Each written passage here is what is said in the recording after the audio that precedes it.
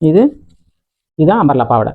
Umbrella frock cutting போட போகிறோம். கீழே அம்பர்லா பாவாடை போடுவோம், அடுத்து தான் ஃப்ராக் போடுவோம். இப்போ அளவு எடுத்துக்கலாம். ஃபஸ்ட்டு 2.5 மீட்டர் போதும் இதுக்கு. நான் இப்போ 3 மீட்டர் எடுத்திருக்கேன், ஏன்னா தாராளமாக இருக்கணுன்றதுனால. இப்போ ஃப்ராக்கை மடிச்சு போட்டு நம்ம கட் பண்ணலாம் அம்பர்லா பாவாடையா. இது அம்பர்லா பாவாடைக்கு நம்ம இந்த மூலையிலேருந்து தான் நம்ம மடிக்கணும்.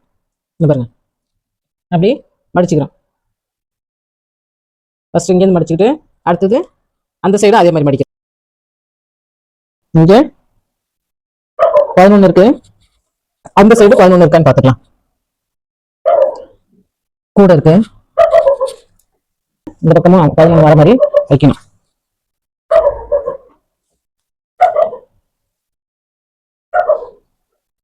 பன்னெண்டு இருக்கு, இந்தாண்ட அதே 12 இருக்கான்னு பார்ப்போம். இங்க கூட இருக்கு, இன்னும் குறைக்கும்.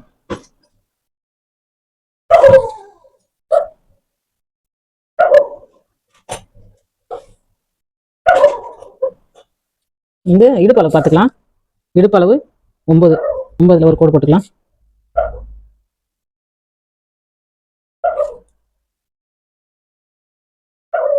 தையலுக்காக எக்ஸ்ட்ரா போட்டுக்கலாம். இப்போ அதுலேருந்து 20 உயரம் கரெக்டாக 20 வச்சுக்கலாம். 20க்கு மடிச்சு தைக்கணும் இல்லையா, நம்ம 25, 24, 24,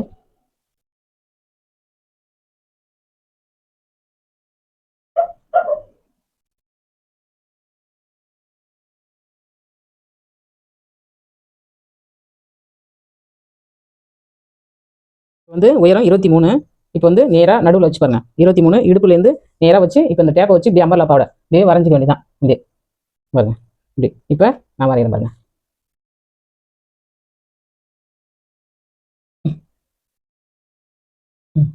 அப்படி இப்படியே குறிச்சிட்டே வர வேண்டியதான்.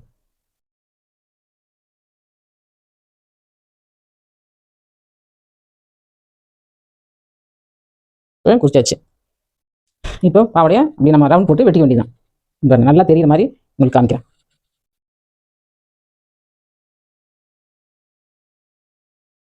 தெரியுதுங்களா? இப்படி தான் அம்பர்லா பாவடை ரவுண்ட் பண்ணி வெட்டிக்கணும். இடுப்பு அளவு, வளைவு, உயரம். இது அம்பர்லா ஃப்ராக்கோடைய கீழ் பாவடை. ஃப்ராக் வெட்டும் போது அடுத்து உங்களுக்கு காமிக்கிறேன். இதை கட் பண்ணிடுறேன். இப்போ இந்த ஃப்ராக்ல நம்ம வந்து உள்ள கொஞ்சம் குடஞ்சி வெட்டிக்கணும். இடுப்பை இப்படி பாருங்க, இப்படி கொஞ்சம் உள் வளைவு எடுத்துக்கணும். எடுத்து காமிக்கிறேன் பாருங்க. இப்படி கொஞ்சம் உள்ளாரைய லைட்டாக குடஞ்சி அப்படி வச்சுக்கணும். கொஞ்சம் குடஞ்சி வச்சுக்கலாம் உங்களுக்கு இஷ்டம் போல. இப்போ பாவாடை கட் பண்ணிக்கிறேன் கீழே.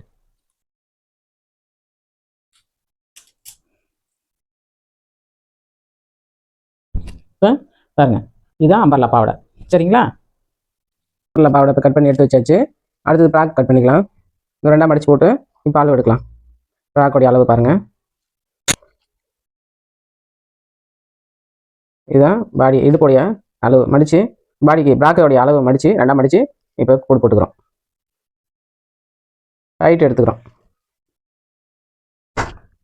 ஹைட் எடுத்துக்கிட்டு இப்போ குறிச்சிக்கிறோம். கழுத்தோடைய அகலம் 3 சென்டிமீட்டர், உயரம் 3 சென்டிமீட்டர். அகலம் 3, உயரம் 3. ஷோல்டருடைய அளவு 3. ஷோல்டருடைய அளவு 3 குறிச்சாச்சு. அடுத்து அக்குளுடைய உயரம் குறிச்சிக்கலாம். உயரம் 5, அக்குளுடைய உயரம் 5 குறிச்சிட்டு இப்போ கோடு போட்டுக்கலாம். கீழே எங்கள் இடுப்புடைய அளவு 8 இருக்குது. 8க்கு 9 வச்சுருக்கேன். 9 இடுப்புடைய அளவு 9 குறிச்சாச்சு. அடுத்தது தையலுக்காக ஒரு ஸ்கேல் எப்போதுமே நம்ம விட்டு தான் செய்யணும். அது அப்புறம் போட்டுக்கலாம். இப்போ கழுத்து ரவுண்டு கழுத்து குறிக்கிறதுக்காக பாக்ஸ் போட்டுக்கலாம். இப்போ அக்குளுடைய பாக்ஸ் போட்டுக்கலாம். அக்குள் வளைவு குறிக்க அதில் ஒரு பாக்ஸ் போட்டுக்குவோம். ஏன்னா பாக்ஸ் போட்டு குறிச்சோம்னா தான் நம்மளுக்கு வந்து இன்னும் ஈஸியாக புரியும். நீங்கள் பழக்கமாகி நல்லா உங்களுக்கு ட்ரெஸ்ஸு ஆட்டோமேட்டிக்காக இந்த பாக்ஸே இல்லாமல் குறிக்கிற அளவுக்கு இருந்தால் நீங்கள் அப்படி போட்டுக்கலாம். இப்போ ஒரு ஸ்கேல் அளவு அந்தாண்ட எக்ஸ்ட்ரா விட்டுக்கணும்.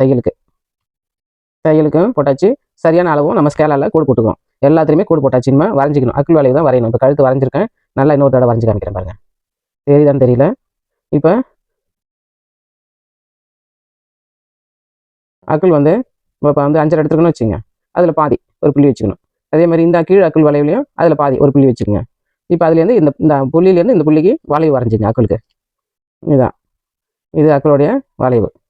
இது பின்துண்டு. இப்போ நான் பின்துண்டு இந்த ஃப்ராக்கில் பின் துண்டு தான் இப்போ எடுத்திருக்கோம். அடுத்தது முன் துண்டு எடுத்து நம்ம வெட்டும் போது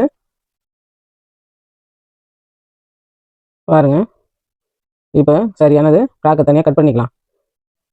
இப்போ வரைஞ்சி முன்ன கழுத்துடைய முன் கழுத்து பின் துண்டுடைய கழுத்து வளைவை கட் பண்ணிக்கலாம். அடுத்தது அக்குளுடைய வளைவை கட் பண்ணி எடுத்துக்கலாம். ஃப்ராக் இப்போ தனியாக கட் பண்ணிக்குவோம், ஈஸியாக இருக்கும். இது பின் துண்டு, ஃப்ராக்லேயே பின் துண்டு, இது தனியாக எடுத்துக்குவோம். இப்போ இதை வச்சு தான் நம்ம வந்து முன் துண்டு போடணும். அது மேலே போட்டு முன் துண்டு வரைஞ்சிக்கலாம். நம்ம கழுத்து வரைஞ்சிங்க, அக்குள் வளைவு,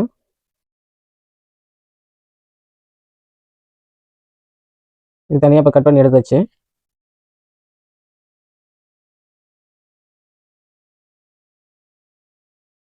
இந்த கத்திக்குள்ள அந்த இடத்துல அழகாக வளையணும். அப்போ தான் உங்களுக்கு அந்த சின்ன சின்ன தெரியாது, பீசலாக தெரியும். இல்லைன்னா கழுத்துலையும் நம்ம அக்குள் வளைவுலையும் எப்போதுமே வெட்டும் போது அப்படியே அந்த வளைவு கிட்ட போய் அப்படியே கத்தி கூட அப்படியே வச்சு இப்படி ஒரு வளைக்கணும். அப்போ தான் ஈஸியாக வரும், அழகாக இருக்கும்.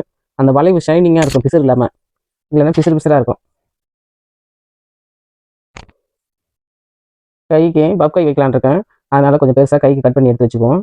ஏன்னா தைக்கும் போது நான் பப் கையை ஃபுல்லாக உங்களுக்கு காமிக்கிறேன். இப்போ ஒரு தையலுக்காக கீழே ஒரு கோடு போட்டுக்கலாம். அந்த கோடு போட்டுட்டு அதுக்கு மேலே தான் நான் உயரம் எடுத்து வச்சுருக்கேன். இப்போ சும்மா ஒரு கையை மட்டும் எடுத்து வச்சுக்கிறேன். அப்புறமா நான் பப்பு கொஞ்சம் வச்சுட்டு நான் அப்புறம் வளைவு நல்லா வெட்டிக்கிறேன். இதில் நான் 2 கையும் இருக்குது, மடிச்சிருக்கேன்.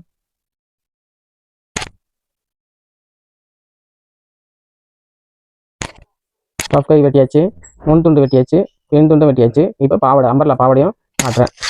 அம்பர்லா பாவாடையும் நம்ம வந்து வெட்டியாச்சு. முன் துண்டு பின் துண்டு அம்பர்லா பாவாடை. அப்படியே இந்த ஃப்ராக்கில் வந்து பாவாடையை இணைச்சிக்க வேண்டியதான். கை பஃப் வச்சு கையவும் அதே மாதிரி நம்ம இணைச்சிக்க வேண்டியதான்.